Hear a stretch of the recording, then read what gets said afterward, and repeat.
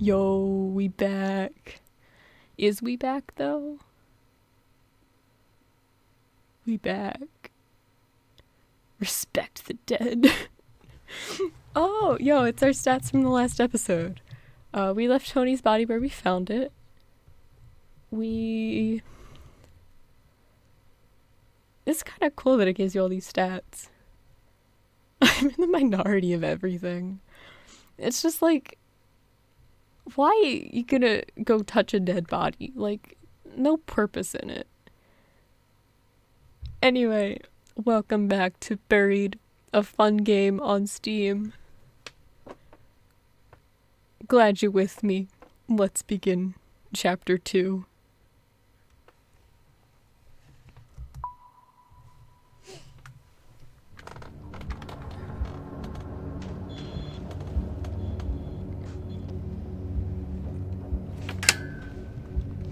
And we are in a Subway. Dude, I actually don't think I've ever eaten at Subway. Sorry, I was answering a very important text. We're standing on the thin platform of what looks like a fancy Subway. The rails look well used, but not too old. There are small overhead lights that are very dim, as if they are running on emergency power. The dim overhead lights are a blessing, but the size of the place makes me feel vulnerable. Staring ahead, the tunnel seems to be endless. It's almost dizzying. But there's a small light further ahead, and then a space that breaks the monotony of the tunnel's curved surface. Another platform, maybe. Why are we in a subway tunnel? Dennis doesn't answer. The reality of what we are seeing is sinking in. Whatever this place is, it's buried way underground. That seems impossible to me, making anything that's on the other side of this tunnel dangerous as far as I'm concerned. But of course we are going to go on. Human curiosity is going to see to that. Also, the ringing noise is louder down here. It's much more solid now, and there's some other sounds. Something like the faint hum of machinery. What's your take on this, boss? Think we're safe here? Dennis asks. Not at all, is what I'm thinking to myself. But I don't want Dennis to see that I'm rattled. Well, he seems to be limping along much better than when we first stumbled into this place. He's still in rough shape. I'm leading him here, and I should probably make him feel confident in that. Yeah, we chillin'. We're manly men. Bro, we're bitchin'. We can't go back anyway. We're too far in to go back, I say. Besides, if we get caught for trespassing, I'm pretty sure we'd slide by. We're good. Dennis nods and looks reassured, albeit weak and miserable. From the looks of it, we can go either left or right. The left is slightly lit, the right not so much. This makes me uneasy because I get the sense that one wrong turn in a place like this would have us wandering for hours. Suddenly, I jerk my head to the right as I hear the unmistakable sound of someone walking. Did you hear something? I asked Dennis, my eyes straining to see anything in the darkness. Not sure, he says. Maybe. It kind of sounded like footsteps. I wait a moment, but the sound doesn't seem to come again. So those are our options. To the left are flickering lights, indicating that we'll at least be able to see. There's also a hum of machinery, a sign of life. To the right is just darkness, but we also heard footsteps in that direction. We want to meet a new character. Do we want to meet a shadow monster? Or do we want to meet, like, a machine monster? Right. If there's anyone here, they're worth speaking to. Right it is. Continue.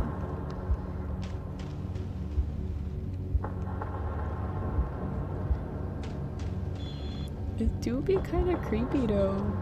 As we leave the glow of the electric lights, things instantly start to feel a bit more sinister. I look at Dennis's injuries again. The gash along his side is inflamed now. And while the bleeding seems to have stopped, the amount that is soaked into his pants and shirt is beyond alarming. How much further can you walk, I ask him. Can you keep going? Yes, Dennis says. Let's walk into the deep dark tunnel that has no business being here. He's right. The darkness we find ourselves in feels thick, like walking in syrup. I'm reminded of the fear I felt as a child when I had to go in the basement to fetch tools for my dad. I was sure that there were snakes or spiders or monsters of unimaginable horror lurking down there. I feel the same way here, walking through the tunnel. That's when I see a human figure, far back in the tunnel, silhouetted in the faint light at the end. He's standing on some other platform ahead and likely can't see us. It looks like he might be holding a gun, but it's too dark to be sure.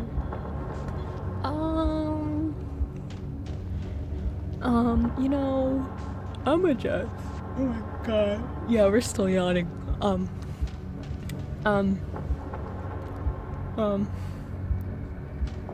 Yo, what's poppin'? My voice echoes through the tunnel, bouncing endlessly off the walls. The figure turns toward us and freezes like a deer sensing danger. Why the hell did you do that? Dennis whispers to me. We don't know who that is. We don't know where we are. I don't know, I say. Maybe he can answer some questions. But that doesn't happen. The person can't see us in the dark. After a moment, that figure rushes away through a door up ahead. I'm starting to think that I should not have called out or gone to him, but it's fine. Things are just gonna get spicy. Everyone loves spice. Yeah. As we head further into the tunnel, we reach another platform. There's lights coming from the platform, but like the overhead lights, they are dim, red emergency lights. I start to wonder if the explosion at the logging site caused a power outage in this place, wherever this place is. The ringing noise that I originally thought was in my head is getting louder. I'm starting to think it's some sort of alarm. That would kind of make sense, though. When we come to the large open area ahead in the tunnel, it further resembles a subway station. As much as I try to ignore the reality, it's undeniable. We have stumbled into some sort of high-tech transportation system that is buried beneath the forests of Kentucky. It makes absolutely no sense and creates an entirely new sort of fear as to what the hell we have walked into. I notice that Dennis seems confident, though. When we reach the large opening, we have to climb over the rails and up onto the platform. I have to help Dennis over the rails and then up the small utility ladder that is bolted on into the opposite sides of the travelway. This is a lot of reading. I don't normally read for this long, and this is the reason why.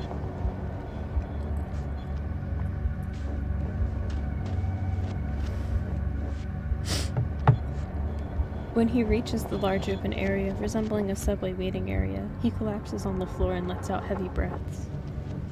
You know what? Dennis says, exasperated. This is ridiculous. I quit. I'm not going any further. On top of worrying about my crew and the madness of wherever we are, I'm not in the mood for Dennis to act like a baby. It's okay. Take it easy. You can do this. Get up! Pull it together, Dennis. I feel like it's a big macho man. You got this, macho man. I'm ashamed that I'm getting irritated with him. Oh, you think I'm just relaxing here? He says sarcastically. Sorry if I'm slowing your progress. Great plan you got here, by the way. His response makes my blood boil. I don't need this shit from him right now. That's for sure. Yank him up by the collar, help him up slowly. I don't really want to aggravate him anymore. The situation's getting super hostile, so we're just gonna... You got this, bud. I can't stand the guilt anymore. A sappy apology comes out of my mouth before I clamp my lips down against it. I'm sorry I lost my temper, I say. It was uncalled for. But I'm under some stress here, as I'm sure you can understand. He hesitates for a moment, and I'm sure that he'll ignore me. But he surprises me. I get it, he says. Apology accepted. As for me, sorry I was being a jerk. Apparently bleeding out makes me kinda high-strung. Dennis is always high-strung and about 2 harsh words away from trading punches with someone, but I keep that to myself.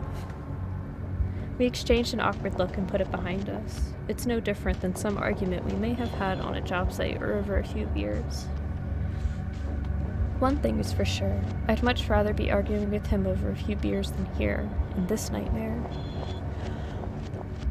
Oh my god, my jaw from talking. I reached down, helped him to his feet, and then we got ourselves up onto the platform.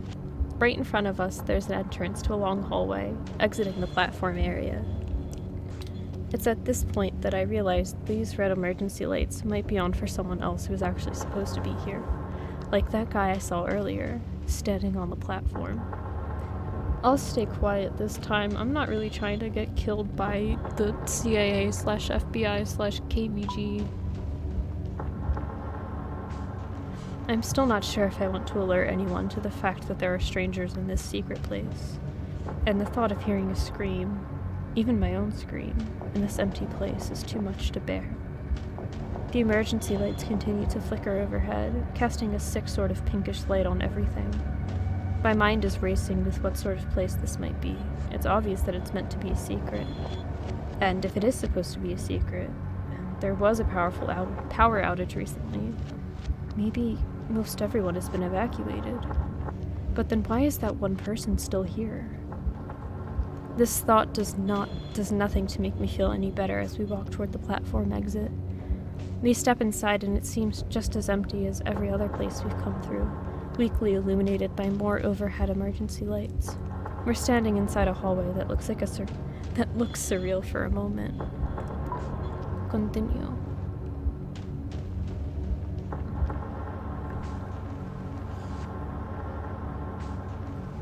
I need to blow my nose too. The hallway reminds me of a hospital wing, but there's something not quite right about it. It's the first clean and tidy area I've seen since coming into the woods. It looks like it was recently in use, despite the dim emergency lights overhead. There are chairs against the wall and the floor looks well cleaned, as do the walls. The ringing noise is definitely coming from here, and a small flashing red light along the ceiling seems to flash along with it. That ringing noise is an alarm, I say, if only to confirm my own thought. But for what? Dennis asks. And then he asks the question that seemed to be on my mind since we fell in that hole. What the hell is this place? We exchange a look that speaks volumes. We reach the end of the hallway and hear a sound like a large metallic grinding. This is followed by a clicking noise, and then the unmistakable noise of a generator kicking on. I'm gonna blow my nose. I'm good now. I'm not actually. My face hurts from speaking. But we must prevail. Because that's what it means to be a man in his 40s, named Roger or something.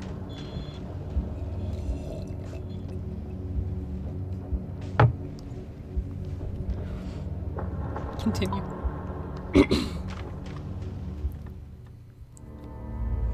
It does look like a hospital, though.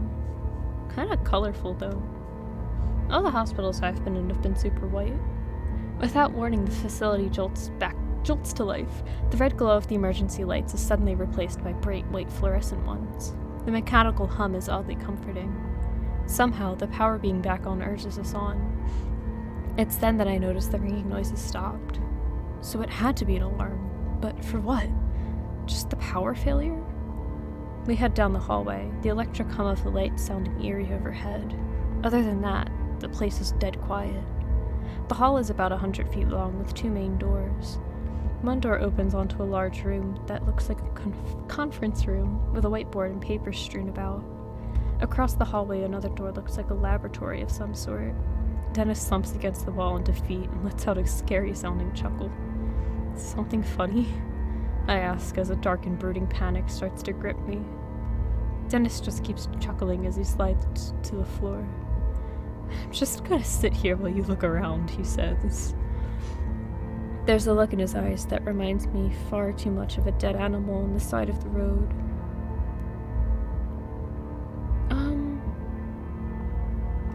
Let's go into the lab. That sounds more interesting.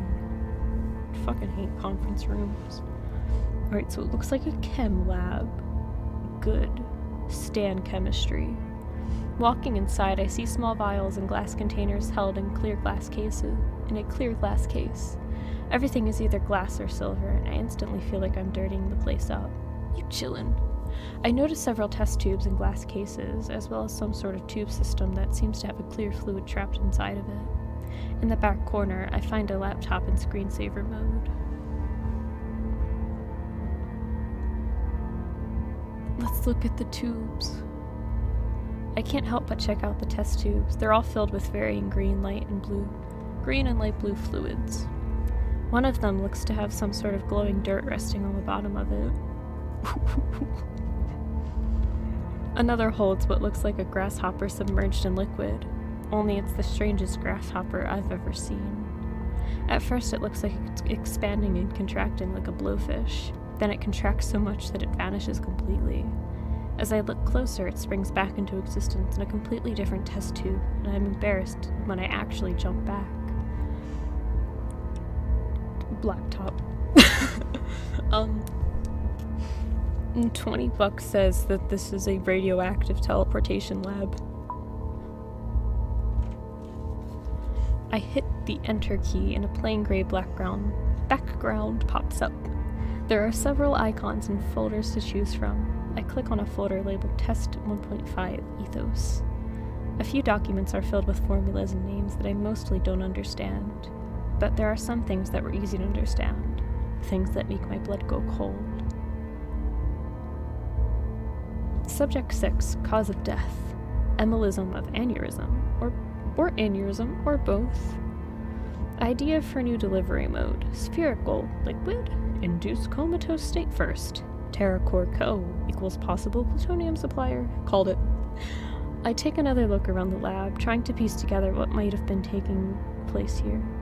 I smell some sort of chemical in the air, and it makes me think that someone has used this lab recently.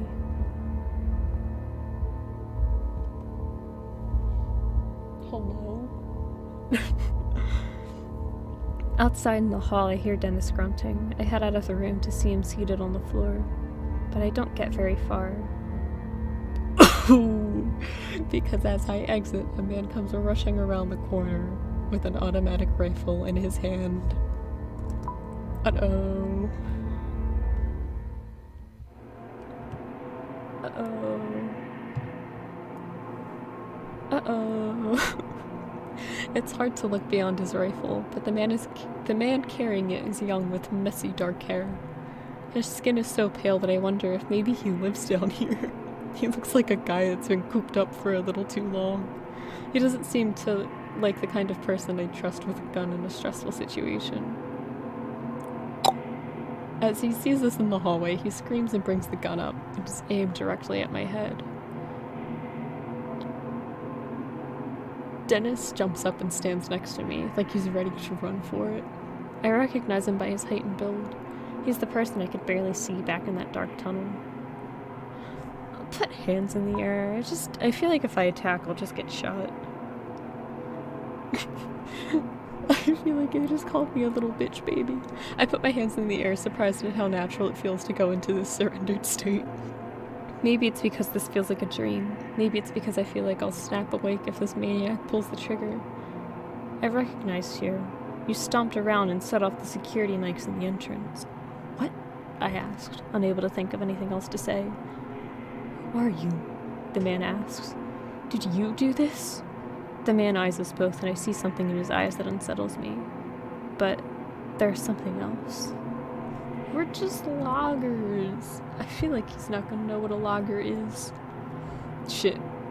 His eyes look distant for a minute, and then he says, bullshit. But for some reason, I'm pretty sure he knows I'm telling the truth. Someone knocked the power out, the man says. It's back on now, but if it was out long enough, well, we're in a heap of trouble. What is it? Was it you?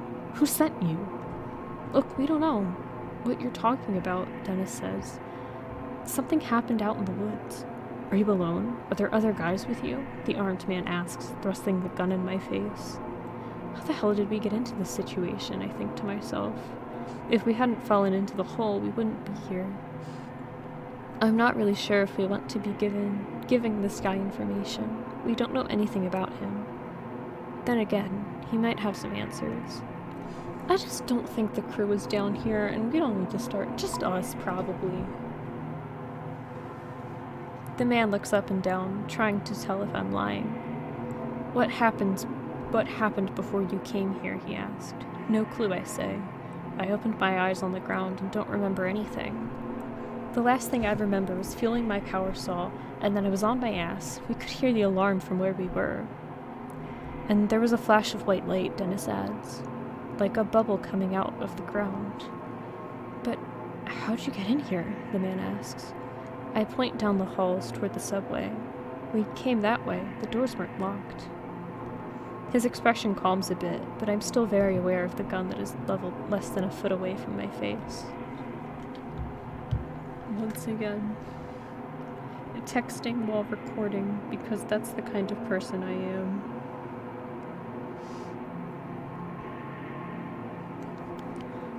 I'm gonna say please put the gun down. We don't really need to be, like, aggro. Yeah. The only way I'm putting this rifle down is after I've blown your brains out, the man says. Yikes. Oh, with that, he sticks the muzzle of the gun in my face. It's a childish move, a playground tactic at best. Are you in the military? Playground tactic? But it's sufficient to show me that he knows he's in control now. He then levels the rifle at Dennis, and I can only assume it's because his wounds make him appear to be the weaker of us. The man takes a shaky step forward.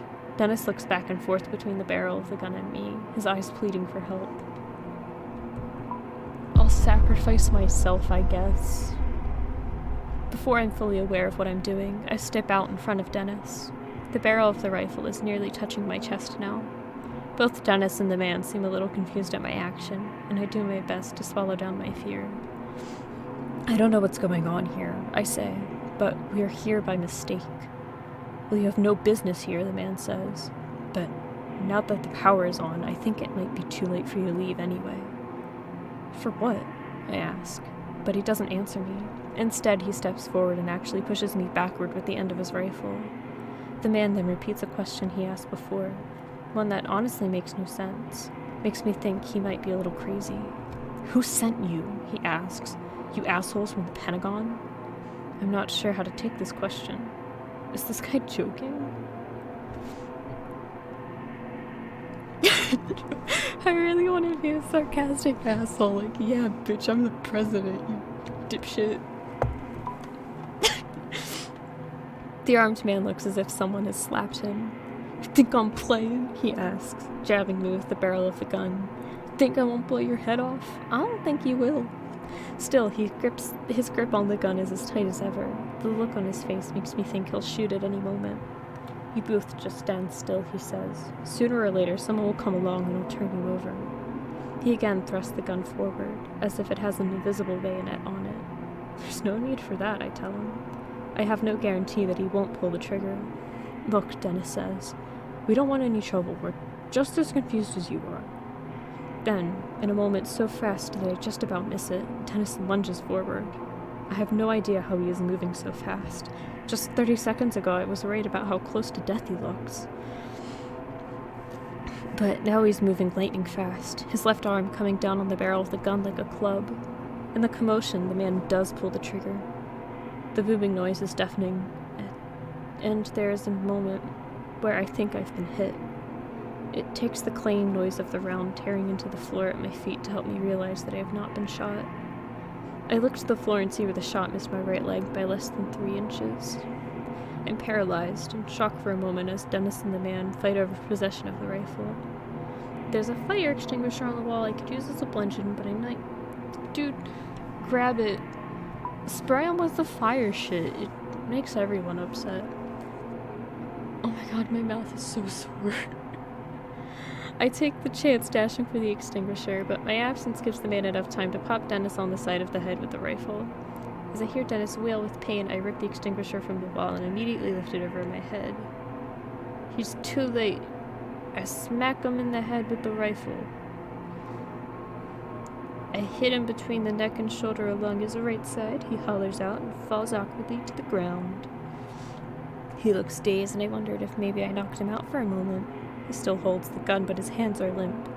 I feel the extinguisher, heavy in my grip. I could hit him again to make sure he won't be a threat.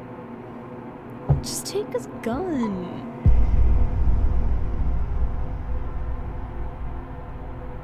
I'm not trying to be a murderer.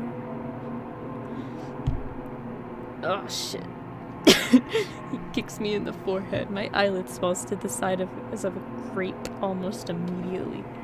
It seems like this last attack is more to spite me than defend himself. I stumble back and ready myself for another round of blows, but he just slouches to the floor. He's done. Dennis grabs the rifle and instantly hands it over to me. I take it with shaking hands. He's still wincing from where Marcus knocked him, while I headed for the fire extinguisher. I can't believe you stepped between me and that gun, Dennis says. It could have killed you. I was pretty sure you wouldn't, I said, although I had no such thing. Still, thanks, man. That was some heroic stuff. You would have done the same, right? Dennis says nothing, and his eyes look to the floor. What do we do now, boss? Dennis asks. We've come this far, and I want answers. I sense that Dennis does, too. I take a hard look at the man before I reply. We get answers from this guy. No answers, the man says. I don't have any. Next time I won't just hit you, I say, plunging the rifle toward him.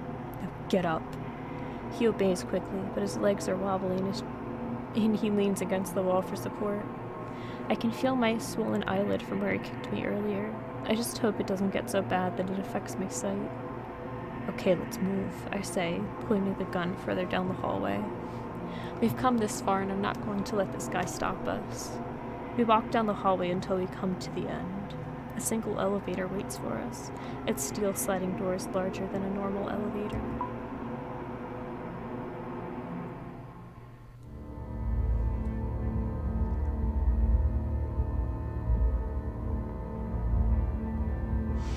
Before I get into the elevator with this guy, I think it's wise to learn a bit more about him. I can tell it's making him uncomfortable for me to have the gun. What's your name? I ask. Marcus. And you work here? It's clear he doesn't want to answer, but he gives us a little nod. But looking for the rest of our crew, any idea where they might be, I ask. No, he says curtly, not bothering to elaborate. There's gotta be some useful info we can get out of this guy. I just need to dig for it. I need a first aid kit for my friend here, I say. Where might I find one? Down on the second floor, he says. But we can't go down there. What's on level 2? He looks at me like I'm an idiot. You must be aware you're inside of a classified government facility, he says. It makes no sense. It makes sense, but I want to doubt it. Well, as I mentioned earlier, I'm the president, so take me to the first aid kit. I can't, he says. You don't have clearance. Hell, I barely have clearance. Then, seemingly to himself, he mutters, I make this place run. And not even a thank you. Just a bunch of restricted access rooms that I'm only allowed to go in with a friggin' chaperone. I interrupt his monologue. We're going to that first aid kit. I could lose my job, he says. I wonder for a moment what sort of trouble I could get in for hitting a government employee. This makes me glad I took it easy on him. Then again, he had come at us with a rifle. It makes me think that things have gone terribly wrong in this place. And the explosion in the woods, or whatever the hell had happened, might be linked to it all. I need to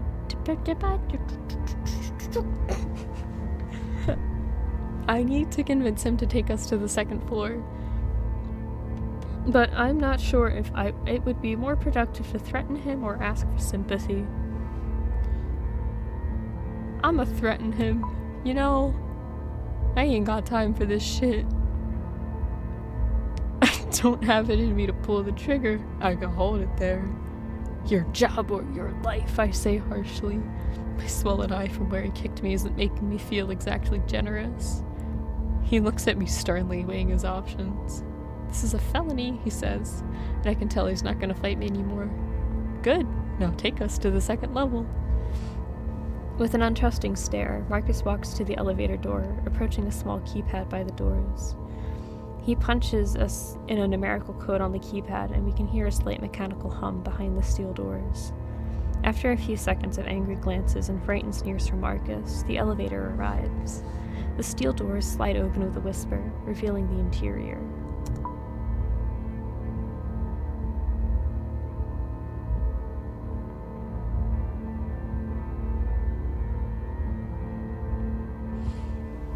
It's exceptionally well lit and looks to be made of stainless steel. I half expected the thing to take off at the speed of light. There's another small keypad in the front right panel by the door with the options for 3 sub-levels. Looks like this elevator doesn't go to the surface. So after we get a first aid kit for Dennis, how do we get out of here? I ask. We can't leave, Marcus says. Once the power came back on, the whole place was put on lockdown. What? I shout. Can't you override it? No, it's to prevent anything from getting out. I can't. Marcus looks as deflated as Dennis. We can't get out. We're stuck here. Dennis leans into the corner of the elevator and almost falls on the floor. The struggle for the rifle took a lot out of him. I can see that much in his face. Slowly, we start to move down. The hum and grind of the car's motors fill the space. What can you do? Marcus bristles at the question, but I think it's fair. I mean, he's not allowed to unlock the doors or even get medical supplies. Why keep a guy around who can't even grab a band-aid without permission? Without me, nothing would get done here, Marcus answers me. These people think they're so brilliant, but some of them can barely turn their computers on without help. The top coder in my class at MIT, and I'm stuck living underground, helping idiots who don't even trust me with keys. What's going on here? Marcus shakes his head. You may as well shoot me. I can't tell you. Why not? It's beyond classified, and the things I know don't even cover the start of it. What do you mean? I ask, starting to get irritated. It means that if I wanted to tell you what sort of work is done here, I don't know enough about it. How big is this place? His job is obviously like coding or some shit. It's a government facility of the highest secrecy, Marcus says. And a research facility. It goes 4 stories underground, and quite frankly, it scares the piss out of me that you two got in here so easily. Why is that, I ask? This is a black ops graveyard, he replies. Even the CIA doesn't know it exists. What knocked the light? I don't think he knows what knocked the lights out, but what knocked the lights out? It seems like some sort of power outage, Marcus says. That's all I know. There was an outage, and then what? Dennis asks weakly. Then things got weird. Things got bad. Bad how? I ask. The whole place seems to shake when the lights went out. I was checking the monitors when it happened, and everything went dead. It took no more than a minute or so before I started hearing the screams. People were being killed by something. I tried getting the security cameras going again, but they only lasted a little bit on my backup systems. But what I saw... What? I ask, feeling a sharp fear worm its way into my guts. Well, what I saw on the screens for that little bit of time made no sense. It made me get the gun from the emergency vaults. I think whatever it is, it's still down here. Hold on, I say. There's an emergency vault with a rifle in the same room as security cameras in this place. Marcus gives me a grin that looks nearly insane. There are guns locked away in every room in this place. Just in case, you know. Just in case what? As he opens his mouth to answer, the elevator comes to a stop and the doors slide open. Marcus is out right away without a word. He makes his exit and heads directly for a glassed-in room that is filled with computer monitors and high-end equipment. Dennis and I file out behind him, trying to keep up. As we do, one very alarming question runs through my head. What the hell kind of government facility keeps loaded guns and emergency vaults in every single room? And that concludes Chapter 2. Once again, thank you all so much for watching. Things are getting super spicy. I think we're gonna meet a radioactive time travel monster or something. Maybe Vladimir Putin himself. Maybe a bear. Who knows? I think I said thank you for watching. I don't know. I don't have a memory. Anyway, like, comment, subscribe, hit the notification bell because YouTube is dumb. If you want, no pressure. See ya.